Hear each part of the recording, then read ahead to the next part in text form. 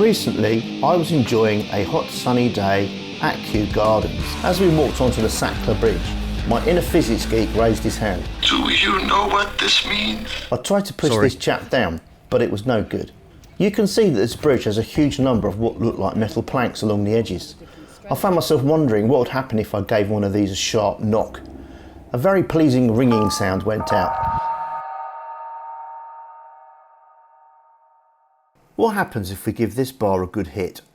Well, as you'd expect, you can see it goes into oscillation. But look at the other bars. Some of them are moving and some of them aren't. Let's take a closer look. As we give this middle one a good bash, you can see it starts to vibrate. But notice that the one on the end, number 2, is also vibrating fast.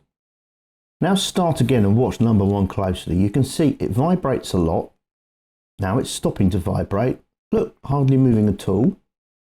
And now it's starting to vibrate again. One more time, as you hit the first one, you can see it's vibrating a lot, but the vibration begins to decrease in amplitude as the amplitude of number 2 increases. Then the reverse happens, the amplitude of number 2 decreases and the amplitude of number 1 comes back up.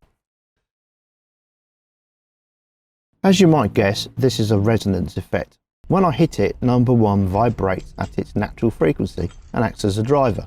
Kinetic energy is able to pass from number 1 to number 2. So the amplitude of 1 decreases to 0, while the amplitude of 2 increases.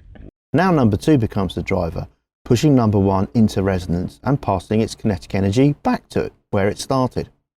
Over time, this effect decreases due to damping in the system. But there's something else going on here. If you watch closely, you can see that other bars start to vibrate a bit too. However, there are definitely some bars which do not vibrate at all. Why is this? Why are some left out? As we bang the bars, you can clearly hear a pattern in the pitch they produce. It seems as if alternate bars generally have the same natural frequency, and this explains why some vibrate and some don't. These bars all look pretty similar to me, but perhaps there's something in the way they are anchored into the rest of the structure of the bridge, which causes some of them to vibrate at one frequency, while some vibrate at another.